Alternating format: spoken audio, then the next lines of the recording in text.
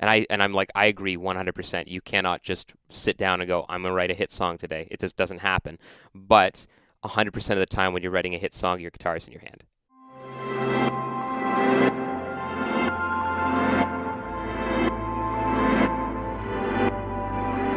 Hey, my name is Ben Charland, and you're listening to What on Earth is Going On.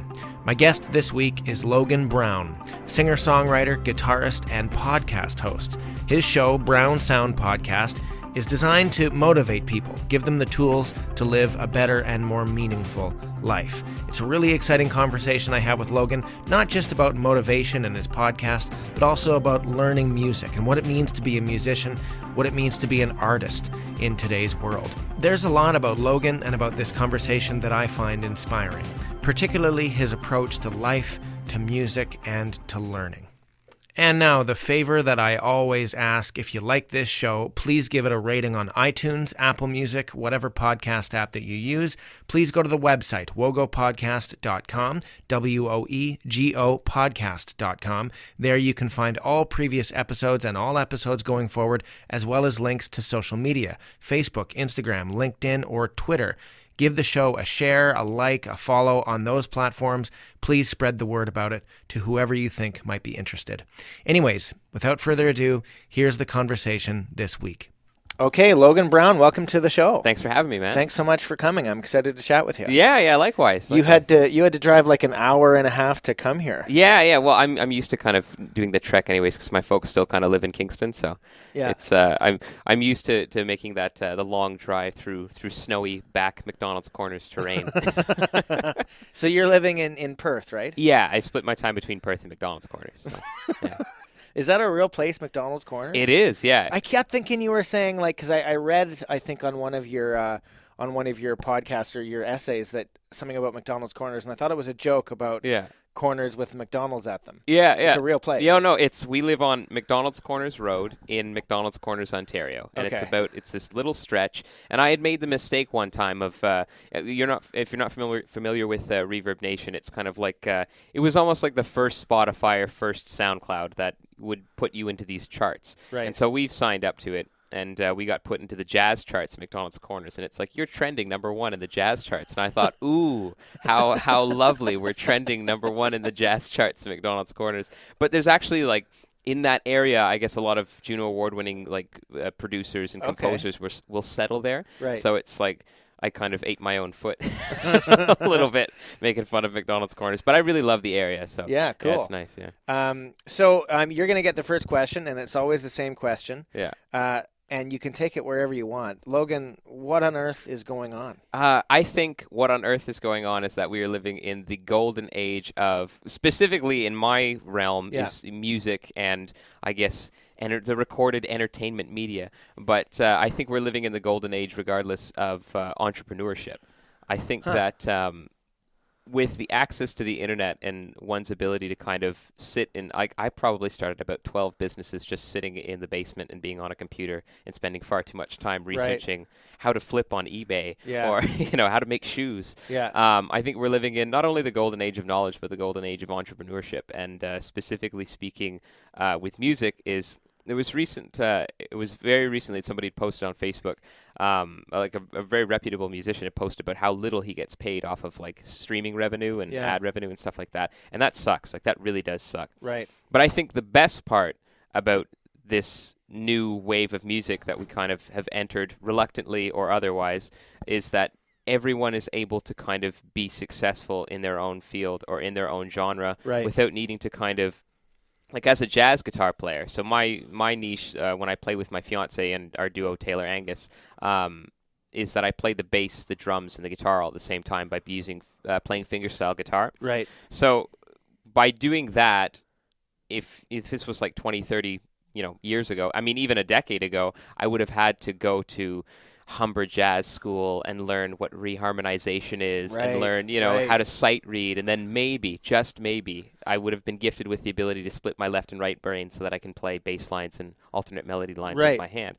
But luckily for me, Marty Schwartz's online guitar tutorage at jamplay.com existed when I was first learning the guitar and still existed when I was learning jazz. So, I mean, I've only recently started learning theory because I became a teacher. Right. Everything else was kind of just thrown out the window, and it's just, I know this sounds good. I need to kind of go out and do that. Yeah, I've spoken to some musicians before who have said, look, I've never before in my life read music. I don't know how to read music. Mm-hmm. I don't know what it all means until 30 years into their career, they have to teach something or they have to have some entanglement with theory. Yeah. And then they're kind of, they have to start from scratch. Yeah. But it's fascinating what you say, that someone that both you and I have had a conversation on for our podcast, because you've got a podcast. Yes. Brown Sound podcast, right? Yes, yeah. Is Claire Bouvier. Yeah. And one thing that she mentioned in the conversation with me was how there are so many resources and tools out there to be whatever you want to be, to learn whatever you want. So if you want to be a jazz musician, you don't have to go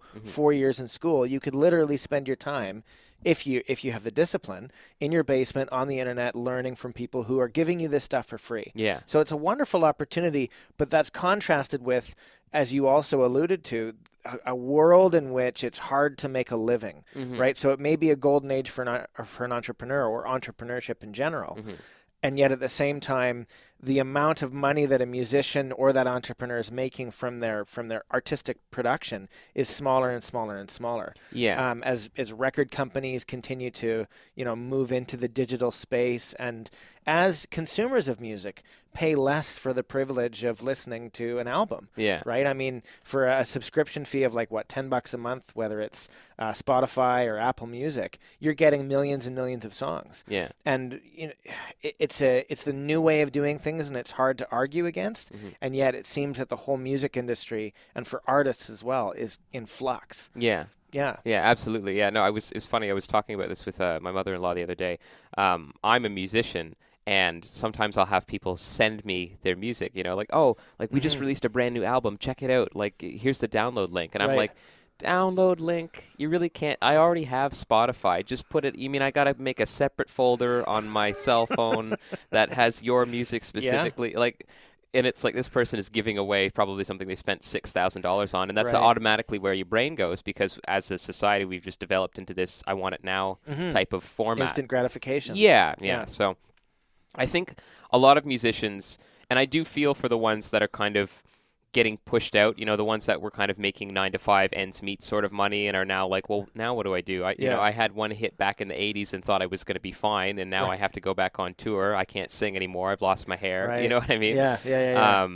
And I do feel for them, but I think a lot of the times we need to kind of, much like when it comes to advancing in society, we just kind of need to switch our thinking a little bit. Musicians, there are multiple ways to make an income as a musician. Multiple really fun ways to make an income as a musician. Like what? What are the different ways? I mean, you could be a teacher. You could release instructional videos online. I mean, just in releasing music, if you just want to forget everything else and I don't want to learn theory and all that stuff, you could release videos on YouTube, release it on Spotify, release it on Apple, just by using all the streaming services. Right. That is 5, 6, 10, 12 different sources of income that are coming from just that one source. Not to mention, I mean, we have SOCAN. I think the States has BMI and ASCAP and stuff like that. But not to mention all the resources from people pulling stuff off of satellite radio, different, depending on the radio format that you get played on, depends on how much money you get paid per song. Right. There's licensing, there's a free, it's free, but you can pay for it as well. It's $6 a month. It's a licensing format, which just user to company format. Right. You don't need to hire a licensing agency. You don't need to pay them dividends. You just pay Song Trader, so it's Song Trader without an E on the trader. You pay them $6 a month, and every month you will get renewed. Walking Dead is looking for a really sad song to play during the death of this character. We are looking for Latin American Spanish rumba guitar in the background of this commercial, and you can submit it, and if you get it, great. If you don't, you don't. But if you get it, it pays for the $6 and then some. It's kind of like crowdsourcing production and turning it into an Uber-like economy, a gig economy, right? So if I'm producing a television show or a movie, and I need music, and the classic way would be to hire a composer to do my music and then get them to record it in a studio, which has its own costs, and it may be more efficient to do it that way, and they're integrated into the production of the whole. But to make something crowdsourced, all I have to do is say, hey, I need something like this, and then I can have 10 different versions from 10 totally different people. And you can create something that's maybe a bit more of a pastiche or maybe more eclectic. Because if one song at the death of this character is by an artist in New Orleans, and this other song that is the Charge Up the Hill or something is by somebody in Newfoundland. Yeah. Well, that can create a dynamic that is unexpected in film, which is often more cohesive. It can create something that's maybe more worldly, perhaps, and that's exciting. But it's tricky too, because the 9 people who didn't get selected did all the work and didn't get paid for it. Yes, and that's tricky. Yeah. But one thing that I've learned in listening to your podcast, there was one bit where you talked about how before the release of an album, if you're a musician.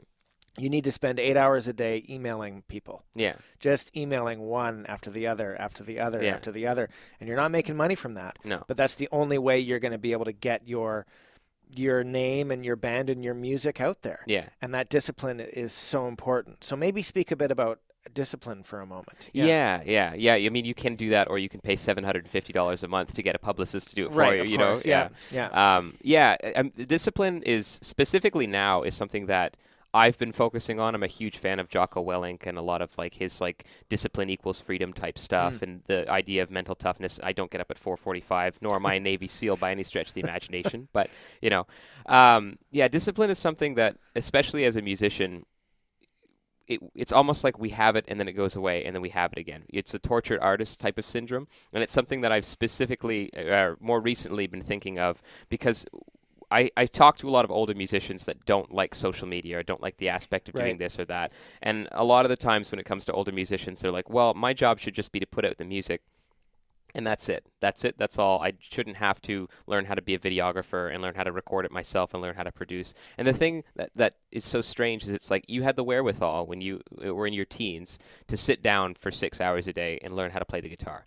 To whatever degree that, maybe you learned blisteringly fast Eddie Van Halen runs. Maybe you learned how to play the bass and the guitar at the same time. To whatever degree it was, you became a successful musician by having the wherewithal to sit down and for 6 hours a day work on the craft of music. Now that you have that, you've got a really good bass, let's put that mildly. You've got a really good bass line. You probably only need to spend about an hour a day on technique and making sure your chops are, still up to par, and then writing songs. You probably only need to spend about 2 hours per day or 1 hour on either thing. The rest of that, you could just, what are mids? Google. What is high frequency? Google. How to cut on Final Pro. What is Final Cut Pro? You know what I mean? There are so many, like I said before, we have so much, pardon me, we have so much information, and it's almost like we're really doing ourselves a disservice if we're spending it all on cat videos and memes.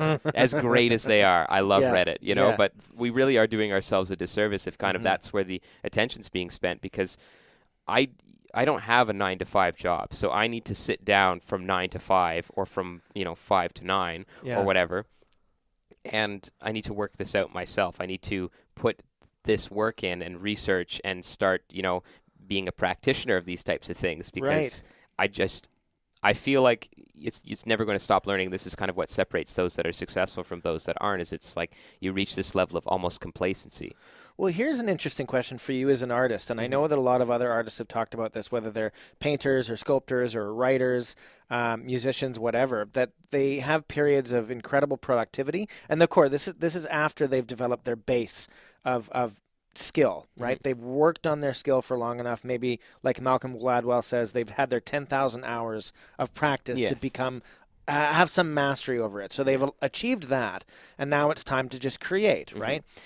But creativity sometimes involves these periods of intense productivity where you write 7 songs in a day, and then a week later you're recording them, and then in a blistering month you've put out an album and had concepts in your mind for 3 more, for example.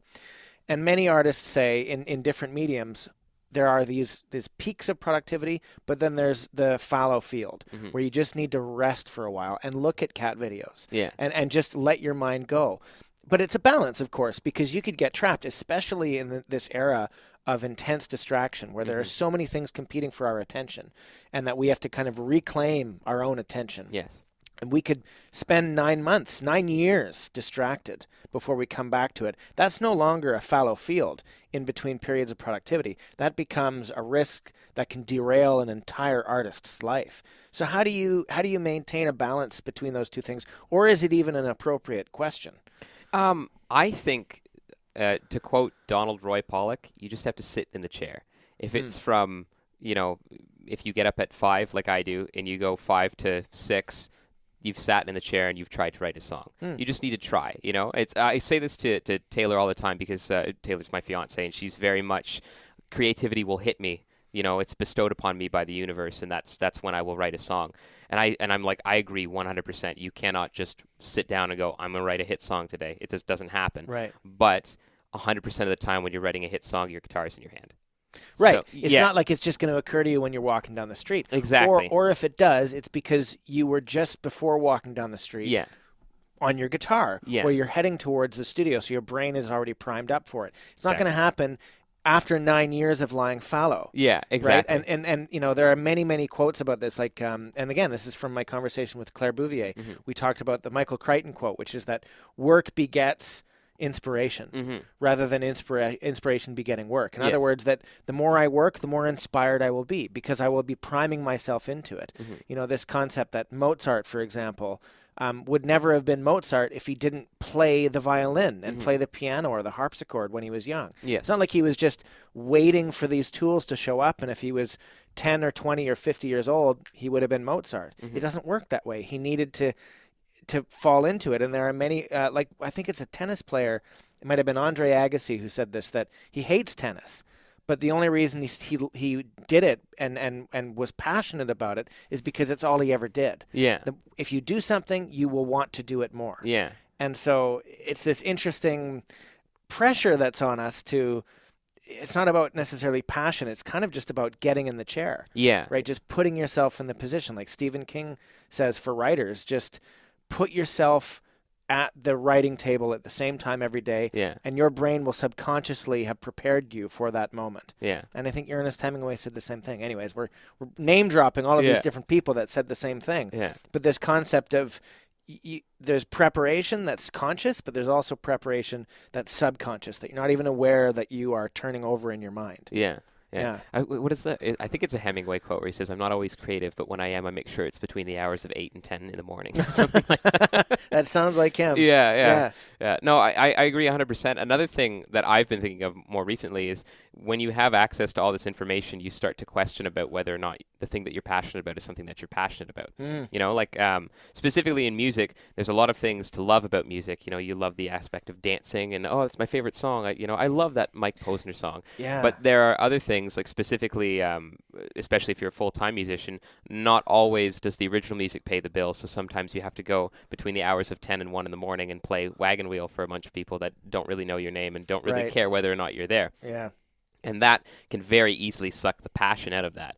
And then with the internet, I'm now able to kind of take that passion from somewhere else. It's like, okay, I'm definitely not getting it from my main vocation, so I need it from, podcasting, or I need it from teaching. And I think I had my last podcast, I believe, if it wasn't the last one, it was the one before, we talked about kind of understanding what passions should just be passions. Like when is a hobby just a hobby and that's okay? Right. I love coffee. I'm very passionate about coffee. I will not open up a cafe.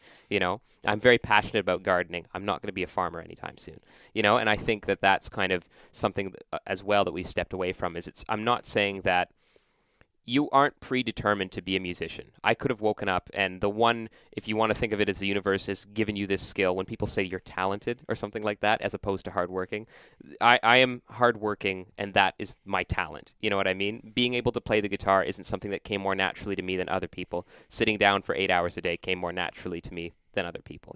So if I had discovered podcasting first, my life could be drastically different, right? Or it could be drastically the same just earlier, depending on where the Brown sound thing goes. Yeah. So I think that that's something else other musicians should kind of keep in mind is it's like to drudge through the drudgery, especially when you have options that this shiny thing over here seems like, well, wouldn't it be nice to have a 9 to 5, to have a schedule and vacation pay and not have to take notes every time the Manulife commercial came on, and like, well, I am self-employed. I should probably think about dental coverage, that would be fantastic. But just the reality of the situation is like, maybe you should try and cultivate this passion, Yeah, that's funny. I mean, I had I went into a different career for a while and had it was more than a 9-to-5 job. It was more like, 7 to 7 or something like that. But it was definitely structured. I had a desk. I had tasks. I had other people telling me what to do.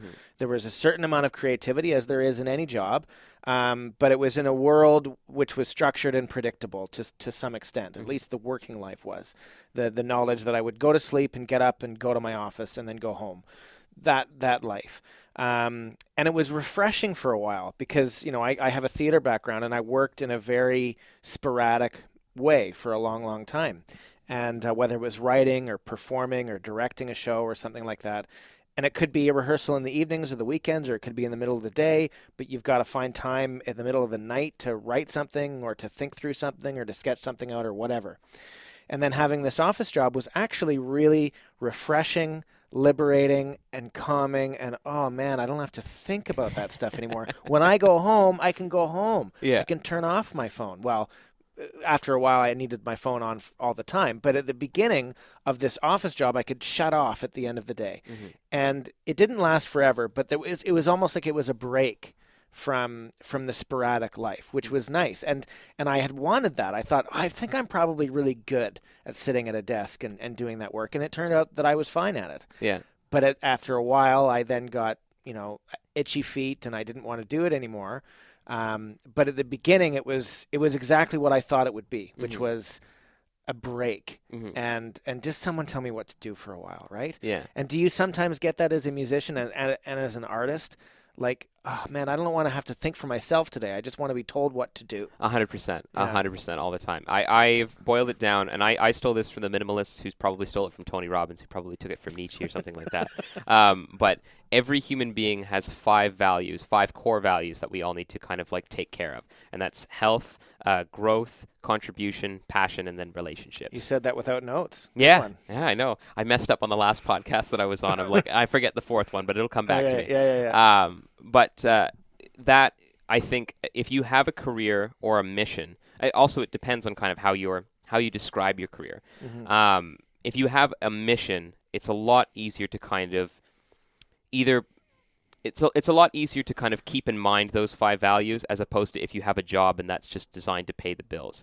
Your health is super important. You could have the greatest job in the world, or to you is the greatest job in the world because they pay you X amount of dollars and you're able to do this and you have this amount of free time and paid vacation. But if it's like gigging is for me, if I get up at 5 and I'm going to bed at 1, which is my situation tonight, I have to get up at 5 tomorrow regardless because I have to do a similar sort of thing tomorrow morning. So... And also, I'm not going to compromise like my daily routine just because I'm kind of tired. You know what I mean? The work still needs to get done. What about those days where you don't have any external requirement? There's no one counting on you, right? Yeah. So you don't have to go to a gig. You don't have to send an email. No one is relying on you for anything. How do you get up? How do you stay motivated? How do you get the work done? Some scholars or people have called it, it's a German word, Sitzfleisch, which sitting flesh, the ability to sit for a while. Yeah. Whether it's that or to actually get up and do things, to exercise, how do you keep yourself motivated when there are no external factors at play? Yeah. It all just kind of goes back to those 5 values for me. I don't necessarily... I used to have goals, and then I got rid of them because writing down morning goals gave me anxiety. I have 5 values that I try to take care of every day, and one of them is passion. So I know I'm going to sit down and do something that I'm passionate about. And ultimately, as an entrepreneur, if I can even call myself that without kind of turning into Gary Vaynerchuk, as an entrepreneur, that's going to be something that I try to cultivate or at some point turn into some sort of hustle or grind. Yeah. So like this morning, I sat down for 2 hours and I wrote out an essay. I'm really passionate about writing right now, more so than I am passionate about going out and gigging. You know what I mean? That's just something that wasn't a natural progression. I was a terrible English student, but it's just kind of happened now. But to me, I see that the same way as I do getting up and making sure I had an apple or something nutritious for breakfast this morning. And it's the same way that I stay motivated to get at least 20 minutes of exercise. The same way that I stay motivated to shut the phone off and make sure that I have like a meaningful conversation about something with my fiance or with my in-laws or something like that. The same way that I feel motivated to read a book and try and grow, the same way I feel motivated to try and contribute to society in a grander way. Sounds like you're intrinsically motivated, though. It could be. It could be that. I really don't know, because there are days when I don't want to, when I want to hit the snooze button. There's my question then. Yeah. So what do you do on those days?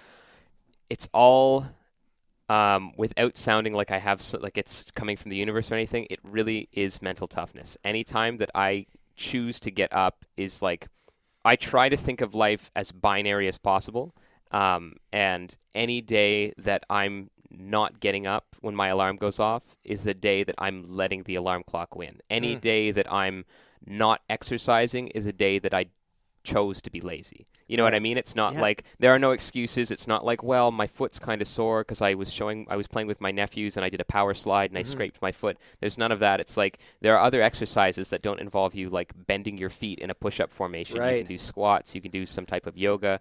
You know what I mean? Any time that I choose not to turn off my phone at 5 o'clock and talk to Tay is a time that I'm choosing to ignore my significant other. Right. You know? That makes a lot of sense. I saw a little while ago, I think it was just an internet article, but it essentially was a graphical representation of the rest of your life. Yeah. So, in other words, if you're 30, you're probably going to live until around 80, 90, something like that. That's your general life expectancy. And it shows you how many pizzas you've eaten in your life and how many pizzas you will have left to eat. And you can see them on a single graph. Like let's say there's 100 pizzas that you and I will eat before we die. I can see 100 pizzas in front of me in one graph or in one image. Yeah. That's horrifying. The idea of 100 pizzas, if I don't put it on a piece of paper, that's a lot of pizzas. I'll have a lot of time to get through that, right? But to see it in one image is it's death staring at you in the face, really. You're the finite nature of your life is in front of you. Or it's how many beers you're going to have in the rest of your life, or how many times you're going to sit and have a good conversation. It might only be like 30 more times for some people, right? I mean, part of the need for me to do this podcast is to have a good conversation at least once a week, right? Yeah. And to make more good conversations in that graph of the rest of my life, right? But it's scary because we have finite resources in a finite time with a finite life, right? And to think of what do I do with this time, right? And there's an expression which is actually extremely simple, but can help me sometimes when I wake up and just want to hit the snooze button. And it just is, everything you do matters. 100%. Which is hard to believe sometimes, because sometimes it feels like nothing you do matters. Yeah. We live on a pale blue dot caught in a sunbeam, as Carl Sagan said. Like, we are living in a speck of dust that has no significance at all. And I can live my life as an evil or a good person, and will it make that much of a difference? But really, in some level, on some quantum understanding, everything I do matters. Yeah. Everything. And whether I hit the snooze button or not, that's a good sort of thing to keep in mind at that moment. Yeah. No, that's great. I think about stuff like that all the time, because it's like I'm obsessed with the idea of legacy. And the idea of kind of leaving behind something with meaning to whoever. It's not so much that I want to be remembered as like the greatest podcaster in the world. Joe Rogan's going to take that title long before I can even come close to it. But to be remembered as like a good neighbor, or stuff like that, or somebody that went out of their way to kind of help people. And it's hard for me to do living out in McDonald's corners. I'm not just going to drive. They see the BuzzFeed videos all the time. I just put on Facebook, who needs help today? And 1 million people like got in touch. I'm not just going to drive to my neighbor's house, knock on their door, like, do you need a hand? But that's kind of why I switched up the format of the podcast to be not so much with just helping musicians, but kind of helping everyone in general, because musicians can take this information just as well as other people can. But I think a lot of people need to hear this, and it needs to be a little bit more blank, because people just need help. And coming from somebody who hasn't figured everything out yet, is still like in the process of, I still read these books, I'm not writing them just yet. I think that's kind of refreshing for some people. So when it comes to thinking about my legacy and thinking about just that everything that I do matters. It is a little bit helpful to get me out of bed in the morning, especially when I'm really not feeling it. One thing that I appreciate about Logan and his approach is the balance that he strikes between that which is intrinsic and that which is artificial. And by that I mean those things that come naturally to him and those things that he has to choose to do by discipline to force himself to improve, to get better at playing music, at teaching music, at being a podcaster. Now, coming up in this conversation, we talk about podcasting. We also talk about what it means to teach and to learn music.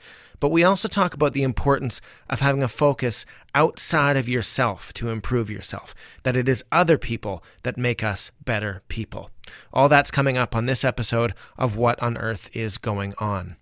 No, I wanted to talk to you about your podcast. Yeah, for absolutely. Sure. And I wanted to ask you, why did you start it? And what were you trying to do? I mean, I understand that you're trying now to use it to help people, to help a broader community. But what was the intention at the beginning? How did you get involved? So the first time I got into podcasting, I think it stems from, I was in radio in high school. We had the KCVI, RIP, because I know it's turning into a super school now. Right, that's crazy. Yeah.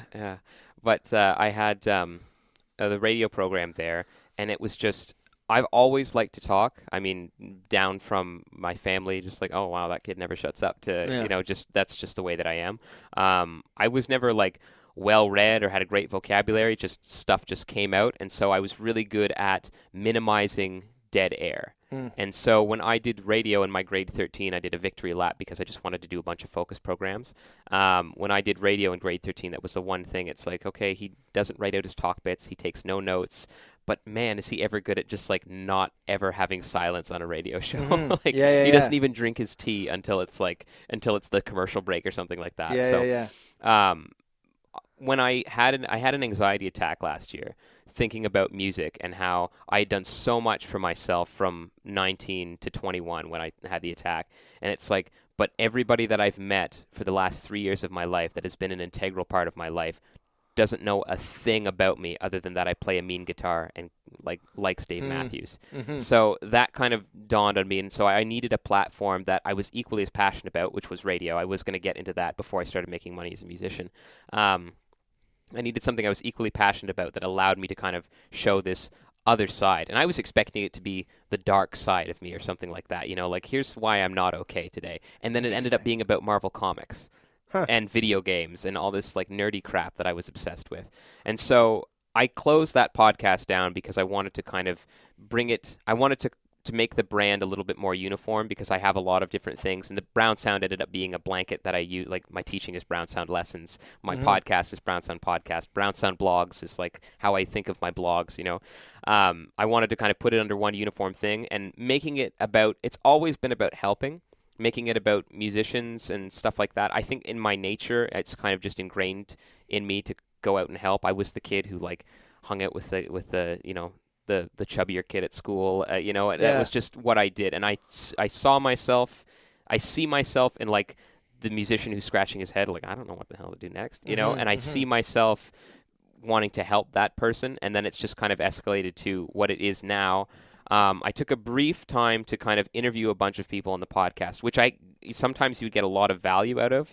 People that get the idea of the podcast isn't so much that I have guests as much as like it's two people having a conversation. Yeah. Claire was great with that. I had a comedian, Al Babcock, on that was great with that. Miss Emily was great. Don Ross was great with that. But then I had some people that like, okay, when's the next question? Like, why are we talking about whether or not I've slept in a car? And it's like, because it's interesting. Like, I would love to sleep in my car. I want to put solar panels on the roof. Yeah. So I naturally, and the weather, of course, was a big help with that. Can't really go and interview Matt Anderson if there's a blizzard.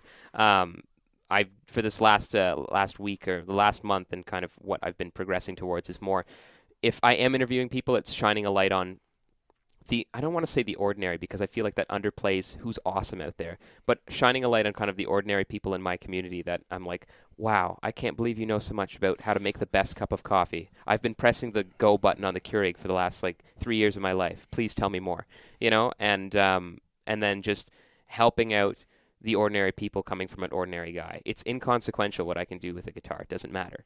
It's all that matters is these 5 values and how I can help you attain that. I mean, And I've heard a lot of this when I've listened to your podcast about helping people. It seems like it's, again, intrinsic to who you are. Yeah. You seem intrinsically motivated, but also intrinsically interested in helping out, in being of service, I think is an important way to put it. How does that help you as an individual? And it's not a trick question.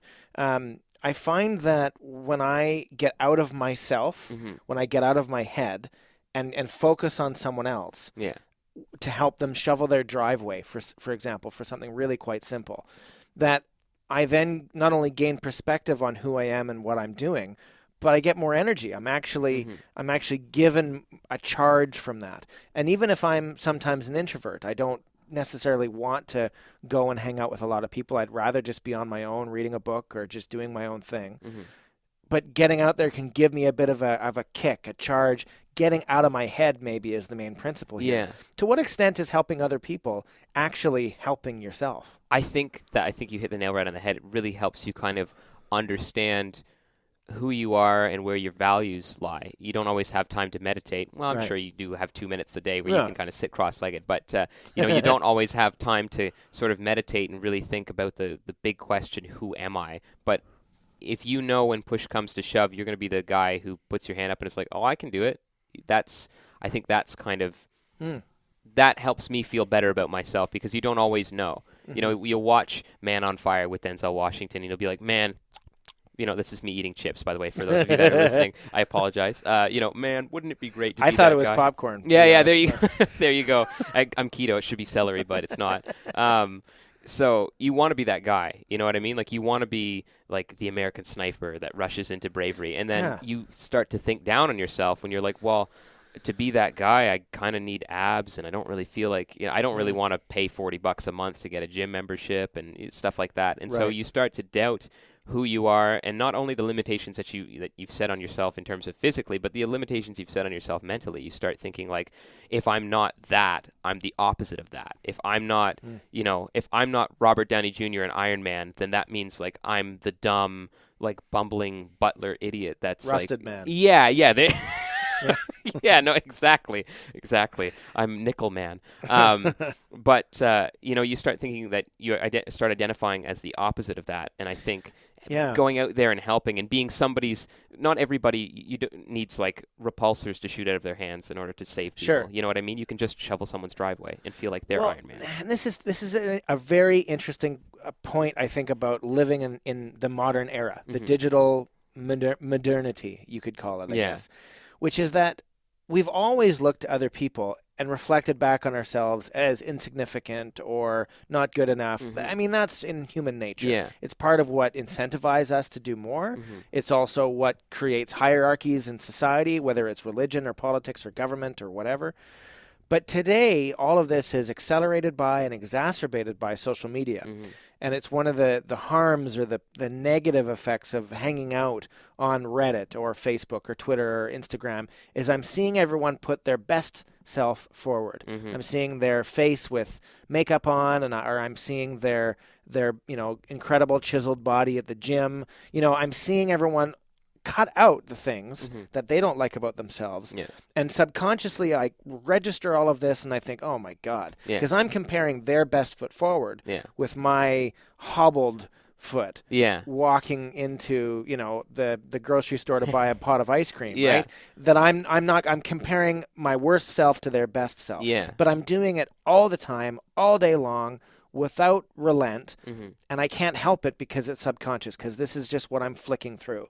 And Facebook is going to give me the things that I react to the strongest, and I'm probably going to react to things that are the most inspiring. It's almost like inspiration fatigue. Like if I listen to too much inspiration, to too much self-help, I'll just feel far behind. And so I just wonder, I mean, you're someone who engages on social media, not only yourself, but with the podcast, with your music, someone who kind of has to do these things to be successful. How do you mitigate the negative effect of a world that's telling you that you are not nearly as good as Robert Downey Jr. Or Matthew Good, or pick someone, right? I guess for me, it just comes from, that's a really good question. I think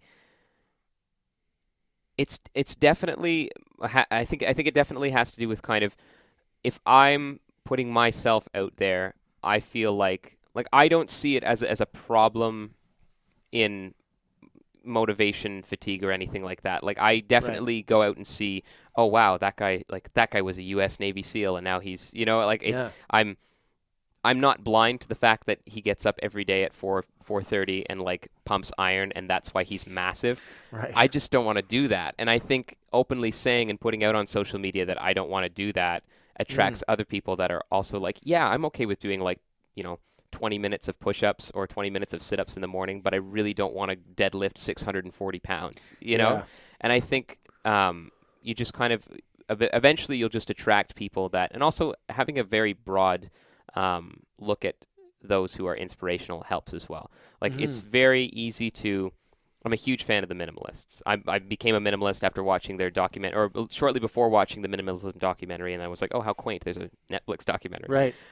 And what I love the most about them, and what I take the most from them, is these are guys that they have all those values set up, but they're doing okay in all those values. You know what I mean? None of them are, 300 pounds of muscle with less than 5% body fat or anything like that. They're all like, one of them's a lanky guy, one of them's a bit bigger, broader shoulder dude, but they're just normal guys. Yeah. And I think that in a world of, you either have somebody like Tim Ferriss and Gary Vaynerchuk who are obsessed with human optimization and have a net worth of like $200 million between the two of them, or you have Tony Robbins who's like 18 feet tall, and Jocko Willink who's like 300 pounds of muscle and just speaks in the most deep monotone Navy SEAL commander voice out there. Right. It's great to have somebody down the middle, which is where I would like to fit in, that is just, hey, here's how you can apply these things like right now, and here's how you can attain these results right now without getting too concerned about how to make X amount of dollars or anything like that. Well, and I think to allow yourself to pick and choose and to take what's best and what works for you and what doesn't. I mean, I think you just said that really. Yeah. That you aren't going to deadlift 600 pounds in the morning unless that's really what you want to do. If it's not, then don't compare yourself to that. Yeah. Take what you can from their routine or their life, or not. If they've got nothing, then move on. Yeah. And I think that's a really key lesson for living our lives, especially in the vein of social media. Yeah. And I remember, is it Chris Evans is the guy who plays Captain America? Yes. Is that his name? Yeah. So this is becoming Marvel themed. Yeah. He said that he had a quote or a post on Facebook or something like that, or Twitter or whatever that I saw shared. And it said something along the lines of, hey, if you want to look like me, it's really easy. All you have to do is not eat after 7 o'clock at night. Then you also have to take drink these shakes. Then you can't eat this, but you have to eat this. And you actually have to eat a lot of this all day long. And you have to exercise 3 times a day. And you have to spend 3 hours with your trainer. You have no time for reading, no time for your love or your sex life. You have no time for this. You have to, barrage yourself with crappy food that you don't want to eat, and on and on and on and on. Yeah. And then you realize, oh, it's not that easy. Yeah. And in fact, why bother looking like that unless that's your only goal and your only passion? For him, it's obviously worked out. There's a reason for him to look like that. He's playing Captain America, right? But for the rest of us, unless we really, truly see that as a passion, then why not just pick and choose? I'm not going to eat after 7 p.m. anymore and until the next morning. Yeah. I'll pick out that. The rest of it I'll just leave because I don't need to do that to myself. Yeah, exactly. Right? And, self-optimization is something that is I enjoy because I like to make lists and I like to hold myself to account and I like to give myself little points for things if I do it in a day, but sometimes I can get carried away. Yeah. And I can become over disciplined to the point that I give up because I don't want to do it anymore. Yeah. And then it defeats the purpose. Yeah, absolutely. Yeah, and I think about that a lot. I mean, recently I made the joke earlier about being keto, but recently I've started to kind of be a little bit more lax with that and started to understand that it's like it doesn't need to be regimented and fit into these sort of like macros. What is keto? I'm not. So keto is like a ketogenic diet is kind of like an extension of the high fat, low carb diet where you don't eat bread, which is more necessarily kind of what I'm leaning towards. Like lots of meat and cheese kind of thing? Yeah, exactly. You need to eat you need to eat tons and tons of fat, a moderate amount of protein, and very little amounts of carbs. That's basically it, yeah. So it has to fit into there's like the long division that you do with your body weight and versus grams of food, of protein intake and stuff. Right. Yeah.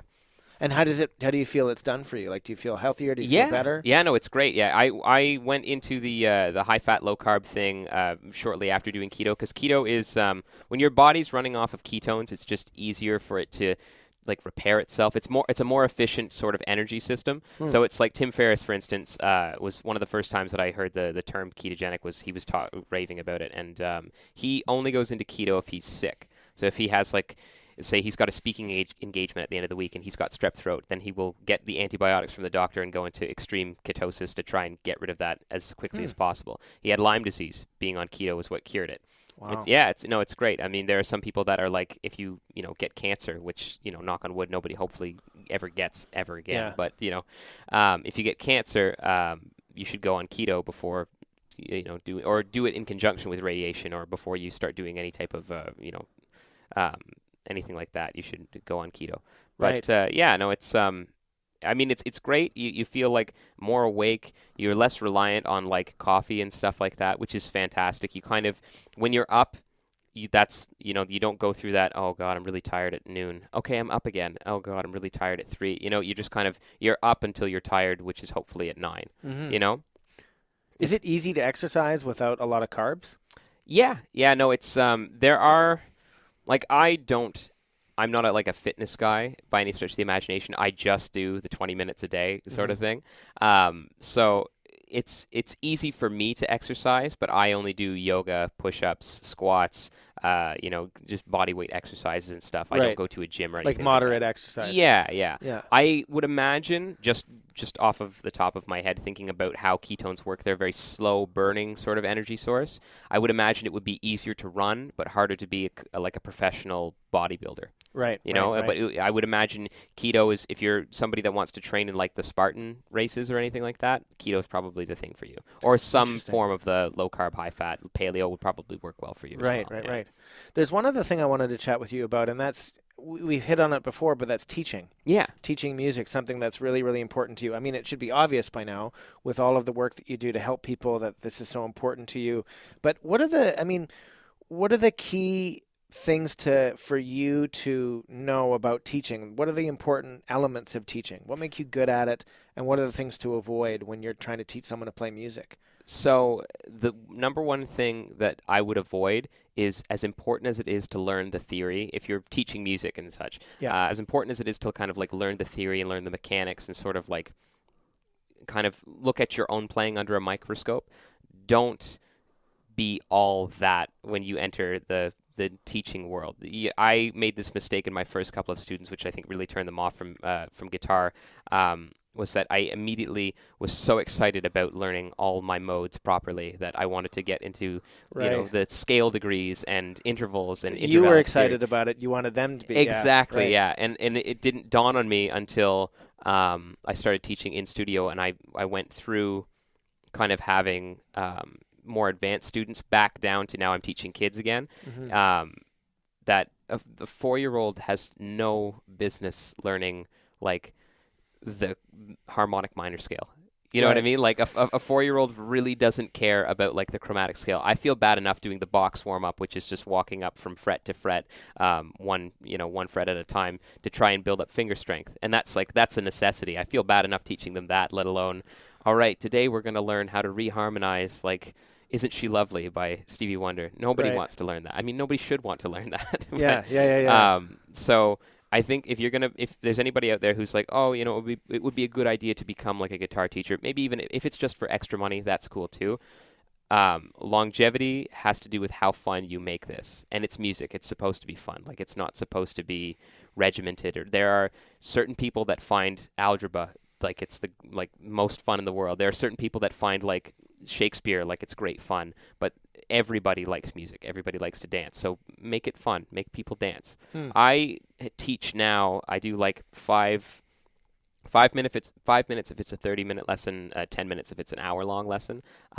We do drumming. So it's like we'll tap our feet, we'll tap on our legs and stuff like that, because it's fun. I just want people to understand that it's like, or students to understand that like music is all around you. This is a piece of wood with some strings on it. Like, you're going to learn how to play this just as well as you just learned how to do this, just as well as you can go do, re, mi, fa, sol, la, ti, do. You know what I mean? Yeah. Like, it doesn't matter. It's just...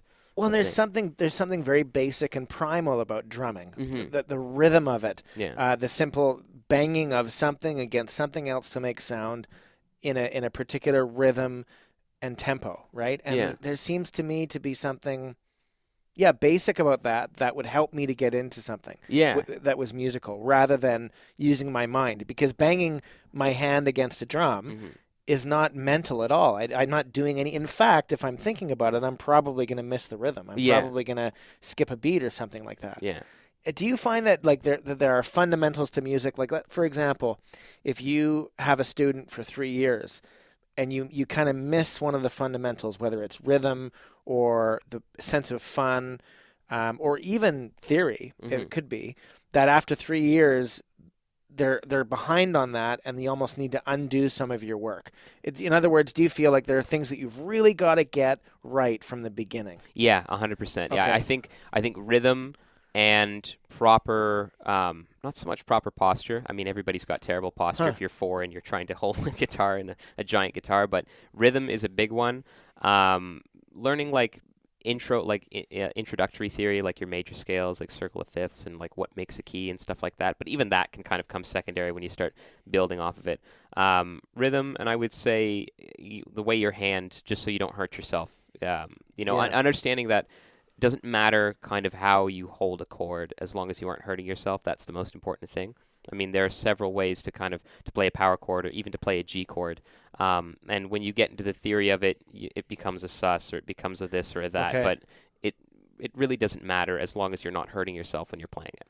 Are there elements of music, like we're talking about chords and scales and stuff that I'm not particularly familiar with, but I understand a bit of it, and that there's a mathematical component to it. You don't have to be a mathematician to understand it, but you do have to look at a book and you have to, look at the symbols of it. You don't just know it automatically. Yeah. But to what extent is the math of music or the fundamentals of music sort of built into our DNA without ever coming to it? Obviously the word scale or chord isn't built into me. I need to learn that. Yeah. I need to learn the mental concept of it. But to what extent is that already kind of living in my body before I encounter any kind of music at all? Is that really natural, or is it an artificial construct, do you think? Yeah, that's a really good question. I think it's natural. Going back like to the prehistoric times of like Gregorian chant and such. Yeah. I think it's just kind of a natural thing. I mean, your heart beats to a rhythm, like your body moves to a rhythm. Right. You know what I mean? Everything has a pitch. You know what I mean? When you boil it down, I mean, we would need to bust out like ancient raga microtonal instruments in order to find the pitch of everything. But it's like the ceiling fan. I remember once I was in a demo class. So in that same year that I did radio, the semester before, I did a demo and music distribution class. And Greg Runyons, who's like one of the smartest people I've ever met in my life, walked into the classroom once and said, "Oh, the ceiling fan is going in tritones." And then proceeded to teach the lesson, and it's like he just hears it all the time. Charlie Puth is another guy like that. He's, if anyone's familiar with the song Attention, he's a pop star right now. But he's a musical genius, and he has to like either pacify himself with like alcohol or avoid parties at all odds, because noise pollution, he'll start hearing songs. Wow. So in people's conversations, he'll hear like, oh, like that person resonates in a higher register. Oh, you know what also resonates in a higher register? Love Yourself by Justin Bieber. Oh, that's weird. That guy just spoke the first, like it's just weird stuff. It could be a curse. It's almost like being a psychologist and being unable to stop analyzing people all the time, and thinking, well, this is what your problems are. That's what your mother must have been like. Yeah. No, 100%. Yeah, no, I identify with that a lot, yeah. Interesting. So last question for you. I mean, is there something that we've missed in this conversation? What do you either wish that we had talked about, or what should we, if we had another hour, talk about in order to get to the bottom of music, of podcasting, of helping people, of you? Yeah. What have we not talked about? Oh, wow. See, I think that this conversation has gone great. I've been... Hey, I'm not... No, don't misunderstand my question. Yeah. I'm not saying that it... well, this sucks. So what's the question that we should have been asking this whole time, damn it? No, I'm... No, I think that I would have loved and I would love to kind of dive more into the aspect of kind of helping people and breaking down those 5 values and really just so people that really understand that it sounds like it's some scary frou-frou self-help thing that I'm going to need to buy 6 books on before I fully understand what he's talking about, when really it's just eat right. Make sure you're talking and communicating and being present for the people that are around you. Yeah. Make sure that you're working on something that makes you passionate. Even if you have a 9-to-5 job, I'm not better than you because I've cultivated a passion. If you have a 9-to-5 job but you come home and play violin, that's fantastic. Right. Do that for an hour a day. That's great. Make sure that you're contributing to your society in a grander way, and contribute more than just because you donate your money doesn't mean that, that's a huge contribution. I mean, your time is the most valuable thing you have. Right. If you're a musician out there and you're like, I'm sick of playing charity gigs, don't play any more charity gigs other than the ones that you firmly believe in. You're going to feel great, and make sure that you're spending some time on your growth, like whether it's self-reflection and meditation or whether you're reading one of these frou-frou self-help books written by a Navy SEAL or a multi-billionaire. It's just make sure that you are constantly growing, because if you aren't growing, then you're depreciating. Right. So if you aren't growing, you're depreciating. That's a pretty. It's a good, but it's a scary way to look at it. Yeah. Like we're all kind of like cars driving around, losing our value from day to day. But it's true unless we continue to. Well, I guess the car example doesn't work because the car is going to depreciate. Unless what are you going to do to a car? Like put a new engine in it or something? Yeah. I've been shoving Sapiens in the in right. the engine. But it's interesting because human beings can increase in their value exponentially over time. Absolutely. By the end of, who wouldn't you want to talk to if they had lived a full life? If they were 80 years old and had been to so many different places and done so many different things, just in terms of the human connection, there is immense value in that. And therefore we build value over time as long as we're doing those 5 things. Yeah. And if we're not, then we depreciate. Yeah, absolutely. There's plenty of 80-year-olds that maybe we wouldn't want to talk to. Yeah, 100%. But maybe that's not true. I don't know. Maybe value comes from simply admitting it and pulling it out and opening the hood of the car, maybe. Yeah. Yeah, I mean, those 5 things can be as grand as you want them to be. They can be, I need to, get rid of all my possessions and move into a van and drive all over the country. Or they can be as simple as you need them to be, as, at 5 o'clock, I need to shut the phone off and I need to talk to my wife for once. Right. You know what I mean? Whatever you need them to be, that's what they are. But they are the 5 core values that I think every human needs to focus on. Yeah, you heard about this, the magic art of tidying up. Have you heard of this book? Oh, yes. Her name is Marie Kondo. She's Japanese, and it's a big kind of cultural fad right now because her show is on Netflix. Yeah. But it's actually really interesting because she's very calm and low-key about it, because the whole tidying up movement can also be seen as like, the reality show where you go into someone's house, which is a catastrophe of stuff. Yeah. And you have to spend like, days just getting the stuff out of there and having a hazmat team come in to mop up your crap that you've been living in for years. But this show is more about, well, I have a little bit extra stuff. How can I gently, calmly, respectfully tidy up my life and live a little bit better? Yeah. And it could be anywhere along that spectrum on any of those 5 things. Yeah, and I think what's great about that show, I think the one thing that, she's got a show as well, but the one thing that I would like her to touch on is that that's just the first step. You know what I mean? Right. You also need to understand that, like, when you walk into a Walmart and see this, this thing that was $40 is now on sale for $20. Yeah. You spent $20. You didn't save $20. Yeah, you didn't save anything. Yeah. You spent it. That's right. Yeah. And do you really need it? Exactly. Yeah. Does this thing add value to my life? Does it serve a purpose, or does it bring me happiness? And if the answer is no, you've got to get rid of it. So season 2 should be shopping with Marie Kondo. Yes. Yeah. That's actually a good idea, because you're right. You're kind of missing it. You can tidy up your house, but it's like George Carlin said years ago, a house is just a place to keep your stuff while you go out and get more stuff. Absolutely. Why should it be? Why can't a house be a sanctuary for you? Yeah. Where you but unfortunately for most of us, it's just a sort of a repository for our crap. Yeah. Right? Yeah. Anyways, thanks so much for this conversation, Logan. Oh, this thank has you, been man. Really, thank you really for having fun. Me. And I've learned a lot, and this is a good conversation. Thanks, man. Thank you so much. I'm a big fan of I've been listening to the podcast since we booked the interview, so I'm cool. I'm a really big fan, and I'm glad that I was able to kind of bring some value. All right. Thanks, man. Thank you. To learn more about Logan Brown, go to the website, wogopodcast.com. That's WOEGO podcast.com. You'll get links there to his podcast and to his music production company, Brown Sound Productions. Now, your quote of the week is from George Adair, and it goes, "Everything you've ever wanted is on the other side of fear. Special thanks, as always, to our composer, Andrea Wetstein, and thank you this week to CFRC in Kingston, Ontario, for giving us the space to have our conversation.